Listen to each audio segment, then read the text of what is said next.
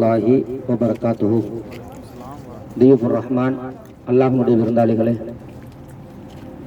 இந்த ஊருக்கு பேர் தாயிஃப். நம்ம தாயிஃபுக்குள்ள உள்ள வந்துட்டோம். நபிகள் நாயகம் ஸல்லல்லாஹு அலைஹி வஸல்லம் அவர்கள் மக்காவில் இருக்குகின்ற பொழுது ஏகத்துவத்தை சொன்னதற்காக அந்த காபிர்கள் எல்லோரும் மறுத்தார்கள். மக்காவில் இருந்து ஏகத்துவத்தை சொன்ன பொழுது எல்லாரும் மறுத்தானோ. சரி, அங்கதான் ஏத்துக்கிறல, இந்த மக்கள் தான் எதிர்க்கிறாங்க. பக்கத்துல ஒரு தாயிஃப் இருக்குதா இல்லையா, பக்கத்து ஊர், அங்கனாலும் இந்த ஏகத்துவத்தை சொல்லலான்ட்டு நபி ஸல்லல்லாஹு அலைஹி வஸல்லம் அவர்கள் மக்காவில் இருந்து நடைப்பயணமாக இங்கு வருகிறார்கள்.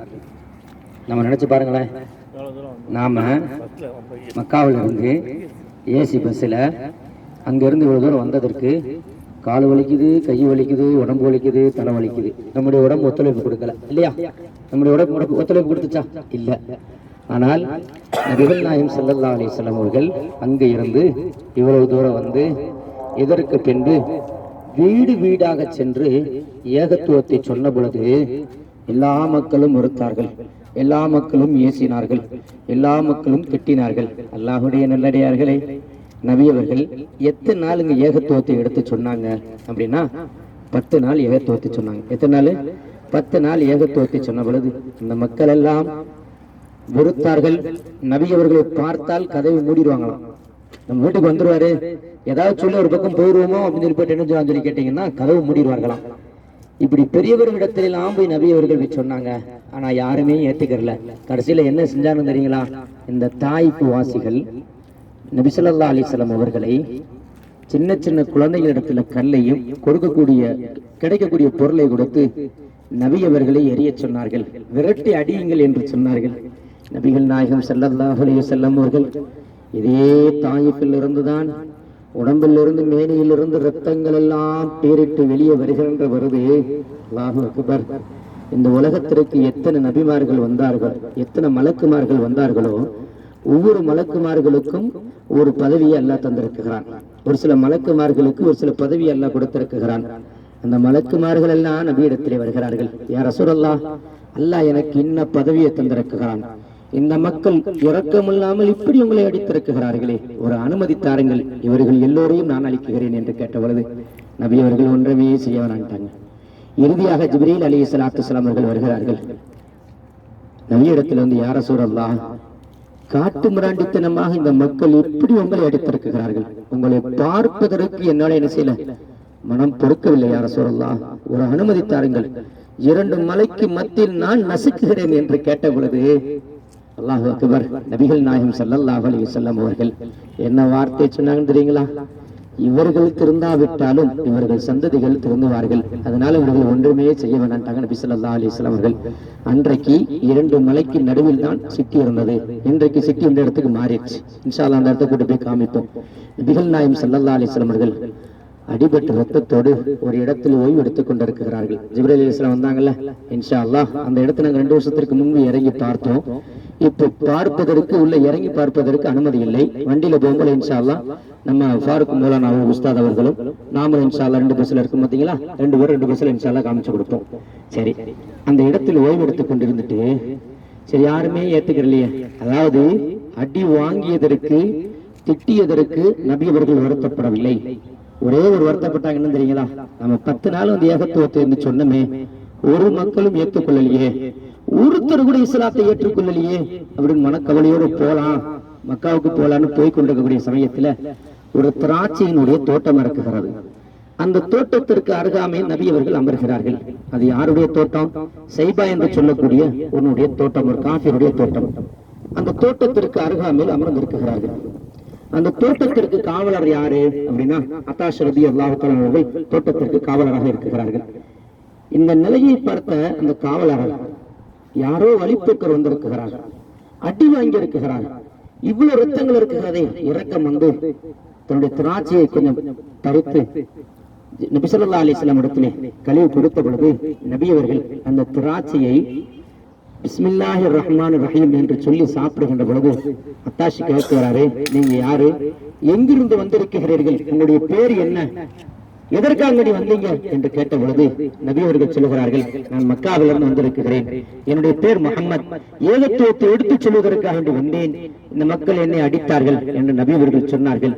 அப்பதான் அத்தாசு சொல்றாரு, நான் எந்த இடத்தில் வசித்த, அதாவது யூனுஸ் அலைஹிஸ்ஸலாத்து வஸ்ஸலாம் அவர்கள் எந்த இடத்தில் வசித்தார்களோ, நபி அவர்கள் வசித்த இடத்துல இப்ப நாம பார்த்தோமா இல்லைங்களா, யூனுஸ் அலைஹிஸ்ஸலாத்து வஸ்ஸலாம் அவர்கள் எந்த இடத்தில் வசித்தார்களோ அந்த இடத்துல நாங்க என்ன செஞ்சுக்கிட்டு இருக்கிறோம், இப்ப வசித்துக்கிட்டு இருக்கிறோம்.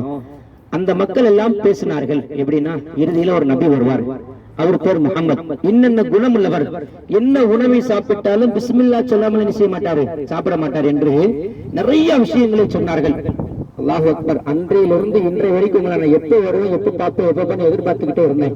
அல்லாஹ் என் கண்ணுக்கு முன்னால் என் பக்கத்துல உங்களை கொண்டு வந்து சேர்த்துட்டான் அப்படின்னு சொல்லி நபிகள் நாயகம் ஸல்லல்லாஹு அலைஹி வஸல்லம் கரத்தை பிடித்து லா இலாஹ இல்லல்லாஹ் முஹம்மது ரசூலுல்லாஹ் என்று திருக்கலிமாக ஏற்றுக்கொண்டார்கள். அல்லாஹ்வுடைய நல்லடியார்களே, திருக்கலிமாக ஏற்றுக்கொண்டதற்கு பின்பு அந்த பிஸ்மில்லாஹிர் ரஹ்மான் சாப்பிட்டா மாட்டீங்களா, இது அப்படியே இருக்கட்டும். உஹது மலைக்கு இன்ஷா அல்லாஹ் மதீனாவுக்கு போவோம். உஹது மலைக்கு மதீனாவுக்கு போவோம். நபிகள் நாயகம் ஸல்லல்லாஹு அலைஹி வஸல்லம் அவர்கள் அந்த யுத்தத்தில் கலக்குகின்ற பொழுது ஒரு பல் ஷஹீதாக்கப்பட்டது. நபி ஸல்லல்லாஹு அலைஹி வஸல்லம் அவர்கள் மயக்கத்தில் கீழே விழுந்து கிடக்குகிறார்கள். ஆயிஷா நாய் பக்கத்துல இருக்கிறாங்க. நபி இடத்துல கேட்கிறாங்க, யா ரசூலல்லாஹ், இவ்வளவு சிரமப்படுறீங்களே, இவ்வளவு கஷ்டப்படுறீங்க, வாழ்க்கையில் இது மாதிரி ஒரு சிரமத்தை நீங்க பட்டிருக்க மாட்டீங்கன்னு தோணுதே அப்படின்னு கேட்ட பொழுது அப்ப நபி அவர்கள் சொல்லுகிறார்கள், ஆயிஷா, இது என்ன எனக்கு கஷ்டம், இதெல்லாம் எனக்கு சிரமம் இல்ல. தாயிற்கு சென்று ஏகத்துவத்தை எடுத்து சொன்ன பொழுது அந்த மக்கள் எல்லாம் என்னை கல்லாலை அடித்தார்கள். நான் அந்த கல்லாலை அடித்த பொழுது ஒரு இடத்தில் ஒரு தோட்டத்திற்கு அருகாமையில் ஓய்வெடுத்தேன். அப்பொழுது அத்தாஷ் என்பவர் திராட்சை கனியை கொடுத்தார். அந்த கனியை சாப்பிடுகின்ற பொழுது யதார்த்தனுடைய காலை பார்க்குகிறேன். காலிற்கு கீழே பாதம் இருக்கீங்களா, அந்த பாதத்தில் என்னுடைய ரத்தங்கள் எல்லாம் உறைந்திருந்தது. அப்பொழுதுதான் என்னுடைய வேதனை நான் உணர்ந்து கொண்டேன் என்று ஆயிஷா, நபிகள் நாயகம் ஸல்லல்லாஹு அலைஹி வஸல்லம் அவர்கள் ஆயிஷா சித்திகா ரலியல்லாஹு தஆலா அன்ஹரிடத்திலே சொல்லி காட்டினார்கள். அல்லாஹ்வுடைய நல்லடியார்களே, இஸ்லாத்தை சொன்னதற்காக வேண்டிய எவ்வளவு சிரமங்கள் பெற்றிருக்கிறார்கள். உடைய சரித்திரங்கள் எல்லோர்களுக்கும் தெரியும். அல்லாஹ்வுடைய நல்லடியார்களே, நபிகள் நாயகம் ஸல்லல்லாஹு அலைஹி வஸல்லம் வாழ்க்கையை நாம் படிக்க வேண்டும். அவர்கள் இந்த உலகத்தில் எதை செய்ய சொன்னார்களோ அவருடைய வாழ்க்கையை பின்பற்றக்கூடிய நல்ல மக்களாக அல்லாஹ் நம்மை ஆக்கி தந்தர வருவானாக. நபிகள் நாயகம் ஸல்லல்லாஹு அலைஹி வஸல்லம் அவர்கள் மீது அதிகம் ஸலவாத் சொல்லக்கூடிய நல்ல மக்களாக அல்லாஹ் நம்மளையும் சந்ததிகளையும் அல்லாஹ் ஆக்கி தருவானாக. ஆமீன். ஹாஜிமார்களே, நபி ஸல்லல்லாஹு அலைஹி வஸல்லம் அவர்கள் அங்க இருந்து என்ன செய்றாங்க சொல்லி கேட்டீங்கன்னா, அப்படியே என்ன செய்றாங்க, மக்காவுக்கு போறாங்க. மக்காவுக்கு மனக்கவலையோடு இப்ப வந்து 10 நாள் ஏகத்துவத்தை சொல்லி ஒரே ஒருத்தர் இஸ்லாத்தை ஏற்றுக்கொண்டார். அவர் பேர் என்னது? அத்தாஷ் ரலியல்லாஹு தஆலா அவர்கள். மக்காவுக்கு நுழைஞ்ச உடனே அல்லாஹ் சொல்லுகிறான், முகம்மதே, நபியே, முகமது இல்ல நபியே, இந்த மக்கள் தான் ஏற்றுக்கொள்ள, மனிதர்கள் தான் ஏற்றுக்கொள்ளவில்லை, ஜின்களுக்கு குர்ஆனை கற்றுக் கொடுங்கள் என்று சொன்ன பொழுது நபி ஸல்லல்லாஹு அலைஹி வஸல்லம் அவர்கள் அப்பொழுதுதான் ஜின்களுக்கு எல்லாருக்கும் குர்ஆனை கற்றுக் கொடுத்தார்கள். அந்த இடத்தை நம்ம என்ன செஞ்சோம், மக்கால பார்த்தோமா இல்லைங்களா? அதாவது ஒரு டிராவல்ஸ்காரங்க பார்த்துட்டோம், இன்னொரு டிராவல்ஸ்காரங்க இருக்கிற இன்ஷா அல்லாஹ் சனிக்கிழமை பார்ப்போம். சரி, அல்ஹம்துலில்லாஹ். அல்லாஹ்வுடைய நல்லடியார்களே, நபி ஸல்லல்லாஹு அலைஹி வஸல்லம் அவர்கள் ஓய்வெடுத்த இடத்தை போய் இன்ஷா அல்லாஹ் பார்ப்போம். இந்த திராட்சை தோட்டத்தை இன்ஷா அல்லாஹ் போய் பார்ப்போம். போற வழியில பஸ்ல காமிச்சு கொடுக்கப்படும். இப்ப இந்த இடத்திற்கு வந்திருக்க மாட்டீங்களா? இந்த இடத்தினுடைய இந்த பள்ளியினுடைய சிறப்பு என்ன அப்படின்னா, அப்துல்லாஹ் இப்னு அப்பாஸ் ரலியல்லாஹு தஆலா இந்த பள்ளிவாசல். அப்பாஸ் என்பது நபிகள் நாயகம் ஸல்லல்லாஹு அலைஹி வஸல்லம் அவருடைய சித்தப்பா. இவருடைய மகன் யாரு? அப்துல்லா என்று இவருடைய மகன். இங்க தகப்பனாருடைய பேரை சேர்த்து பிள்ளைக்கு சொல்லுவாங்க. நம்மளுடைய ஊர்ல தகப்பனார் பேர் தனியா வரும், பிள்ளையுடைய பேர் தனியா சொல்லுவாங்க இல்லையா? அப்போ அப்துல்லா இப்னு அப்பாஸ் ரலியல்லாஹு தஆலா அவர்களுக்கு பேர் வைத்து கொடுத்தது யார் என்று சொன்னால் நபிகள் நாயகம் ஸல்லல்லாஹு அலைஹி வஸல்லம் அவர்கள். அப்துல்லா என்று பேர் வைத்து கொடுத்தது நபி ஸல்லல்லாஹு அலைஹி வஸல்லம் அவர்கள். அப்ப எப்படி பேர் வைத்து கொடுத்தார்கள்? ஒரு பேரிச்சம்பழத்தை எடுத்து அதை உடைத்து அதை தன்னுடைய வாயில் வைத்து நின்று மிருதுவாக ஆக்கி நபி ஸல்லல்லாஹு அலைஹி வஸல்லம் அவர்கள் தன்னுடைய உம்மின் நீரால் என்ன செஞ்சாங்க? அப்துல்லா இப்னு அப்பாஸ் ரலியல்லாஹு அவர்களுக்கு கொடுத்தார்கள், பேர் வச்சு கொடுத்தார்கள். ஒன்னு அந்தஸ்தாச்சுங்களா? ஒரு சிறப்பு பெற்றாங்களா? இரண்டாவது சிறப்பு, நபிகள் நாயகம் ஸல்லல்லாஹு அலைஹி வஸல்லம் அவர்கள் மக்காவில் இருக்கின்ற பொழுது ஏகத்துவத்தை எடுத்து சொன்ன பொழுது இந்த காஃபிர்கள் எல்லாம் சேர்ந்து ஒரு இடத்துல ஒதுக்கி வச்சாங்க. நபியை நபி ஸல்லல்லாஹு அலைஹி வஸல்லம் ஏற்றுக்கொண்டவர்களே ஒதுக்கி வச்சிருந்தாங்க. அப்போ உணவு கிடைப்பது ரொம்ப சிரமம், ரொம்ப கடுமையான பசி. அப்போ அப்துல்லா இப்னு அப்பாஸ் ரலியல்லாஹு தஆலா அவர்கள் சின்ன குழந்தையாக இருக்கிறார்கள், கடுமையான பசி.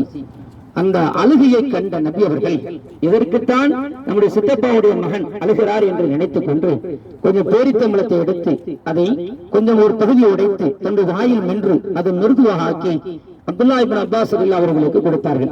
இரண்டாம் முறை கிடைச்சிச்சா? அத்தா ஆயிஷா சித்திகா ரலியல்லாஹு தஆலா ஒரு ஹதீஸ் அறிவிப்பாங்க. அப்துல்லா இப்னு அப்பாஸ் ரலியல்லாஹு அவர்களுக்கு எப்படி அல்லாஹ் நபியுடைய உம்மில் நீர் கிடைத்ததோ, அல்லாஹ் எப்படி கொடுத்தான உம்மில் நீரை, அதுபோல் அல்லாஹ் எனக்கும் ஒரு பாக்கியத்தை தந்தான். எப்படி?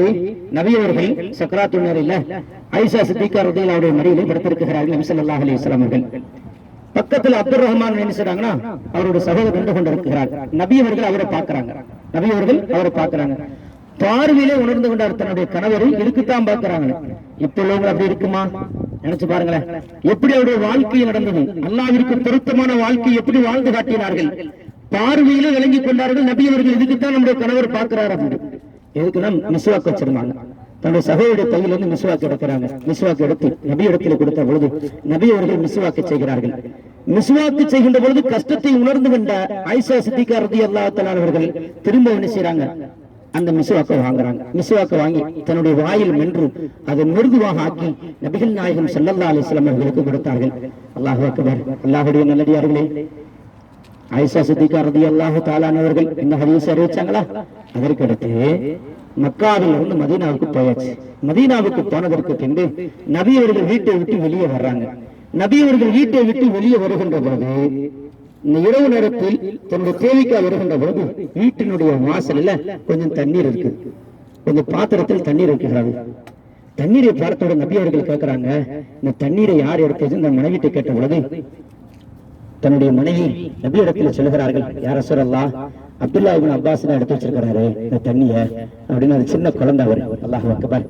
அன்றைய நேரத்தில் நபிகள் நாயகம் ஸல்லல்லாஹு அலைஹி வஸல்லம் அவர்கள் அப்துல்லா இப்னு அப்பாஸ் ரலியல்லாஹு அவர்களை தலையை தடவி கொடுத்து துஆ செய்தார்கள். யா அல்லாஹ், அப்துல்லா இப்னு அப்பாஸ் ரலியல்லாஹு தஆலா அவர்களுக்கு கல்வி ஞானத்தை அதிகமாக தருவாயாக என்று துஆ செய்தார்கள். துஆ செய்தன் காரணத்தினால் அல்லாஹு அக்பர், எவ்வளவு கல்வி ஞானத்தை அல்லாஹ் அதிகமாக கொடுத்தாங்க தெரியுங்களா? அதிகமான ஹதீஸை அறிவித்திருக்கிறார்கள். இது மாத்திரமல்ல, 6000த்திற்கு மேற்பட்ட ஹதீஸை மன்னம் செய்திருக்கிறார்கள். நபிகள் நாயகம் ஸல்லல்லாஹு அலைஹி வஸல்லம் அல்லாஹ்விடத்திலே செல்கின்ற பொழுது அப்துல்லா இப்னு அப்பாஸ் ரலியல்லாஹு வயசு எத்தனை தெரியுங்களா? 13 வயசு. எத்தனை வயசுங்க? 13 வயசுல இத்தனை ஹதீஸை மன்னம் செய்திருக்கிறார்கள். இப்படி ஒவ்வொரு சஹாபாக்களா ஒவ்வொரு பக்கமும் இஸ்லாத்தை பரப்புவதற்காக வேண்டி அனுப்பப்பட்ட பொழுது அப்துல்லா இப்னு அப்பாஸ் ரலியல்லாஹு அந்த தாயிஃபிற்கு அனுப்புறாங்க. இந்த தாயிஃப் வாசிகளுக்கு குர்ஆனையும் ஹதீஸையும் கற்றுக் கொடுத்தார்கள் அப்துல்லா இப்னு அப்பாஸ் ரலியல்லாஹு தஆலா அவர்கள். அல்லாஹ்வுடைய நல்லடியார்களே, அந்த அப்துல்லா இப்னு அப்பாஸ் ரலியல்லாஹு எந்த இடத்தில் அவருடைய பள்ளிவாசல் இருந்ததோ அங்கே இருக்கிறது இன்ஷா அல்லாஹ். அதையும் போய் கூட்டு போய் காமிப்போம் இன்ஷா அல்லாஹ். அங்க அடக்கஸ்தலம் இருக்கிறது, அதையும் கூட்டு போய் இன்ஷா அல்லாஹ் ஜியாரத்து கொண்டு காமிச்சு கொடுப்போம் இன்ஷா அல்லாஹ். அங்க போய் இன்ஷா அல்லாஹ் நம்ம பார்த்துக்கிறோம். அல்லாஹ்வுடைய நல்லடியார்களே, இப்ப நாம என்ன செய்யணும்? அப்படின்னா நாம எல்லாரும் அதாவது லொஹர் தொழுகை வந்தீங்களா? லொஹர் 2 ரக்காயத்து கசர். ஆண்களுக்கு ஜமாத்தோடு நடக்கும் தொழுகை நடக்கும் இன்ஷா அல்லாஹ். பெண்களுக்கு அவரவர்கள் தனியா 2 ரக்காயத்து தொழுகை. அசருடைய கசர் 2 ரக்காயத்து, மொத்தம் எத்தனை ரக்காயத்து? 4 ரக்காயத்து தொழுதுட்டு அல்லாஹ்வை துஆ செய்யணும். யா அல்லாஹ், அப்துல்லா இப்னு அப்பாஸ் ரலியல்லாஹு தஆலா அவர்களுக்கு எப்படி கல்வி ஞானத்தை நீ அதிகமாக தந்தாயோ, எங்களுக்கும் எங்களுடைய பிள்ளைகளுக்கும் நீ தருவாயாக, எங்களுடைய சந்ததிகளுக்கும் தருவாயாக. அவர்களுக்கு எப்படி ஈமானை அல்லாஹ் நீ அதிகமாக நீ கொடுத்தாயோ, அதுபோல் எங்களுக்கும் எங்களுடைய பிள்ளைகள் எங்கள் சந்ததிகளுக்கும் என்ன செய்வாயாக, ஈமானை தருவாயாக என்று இன்ஷா அல்லாஹ் நம்ம துஆ செஞ்சுக்கலாமா? துஆ செஞ்சதற்கு பின்பு இன்ஷா அல்லாஹ் நாம் என்ன செய்யணும், நம்ம எந்த இடத்துல சலாம் சொல்றோமோ அந்த இடத்துக்கு வந்துருங்க எல்லாரும். அப்படியே வண்டியில் ஏறிட்டு இன்ஷா அல்லாஹ் போகும்போது அந்த அப்துல்லா இப்னு அப்பாஸ் ரலியல்லாஹு அடங்கியிருக்காங்க பார்த்தீங்களா? அடக்கஸ்தல வண்டியில போய் போகும்போது காமிப்போம். பழைய பள்ளிவாசல் இருக்கிறது, அவங்களுடைய வீடு இருக்கிறது. இன்னைக்கு அதை அப்படியே காமன் பண்ணி வச்சுட்டு பக்கத்துல இருந்துட்டாங்க, பெருசாக்கிட்டாங்க பள்ளிவாசல் இன்ஷா அல்லாஹ். அதே மாதிரி ஃபாலோ பண்ணிக்கலாம் இன்ஷா அல்லாஹ். ஆண்களுக்கு இன்ஷா அல்லாஹ் நம்ம ஃபாரூக் மௌலானா பாக்கவி அவர்கள் இன்ஷா அல்லாஹ் ஆண்களுக்கு ஜமாத்தாக தொழு வைப்பார்கள். பெண்கள் அவரவர்கள் தொழுதுக்கிறோம் இன்ஷா அல்லாஹ். தொழுவிட்டு நான் சொன்ன இடத்துக்கு வந்துடணும். இப்ப நம்ம இன்ஷா அல்லாஹ் சலாம் சொல்லிட்டு போயிடுவோம். ஓகே, அஸ்ஸலாமு அலைக்கும்.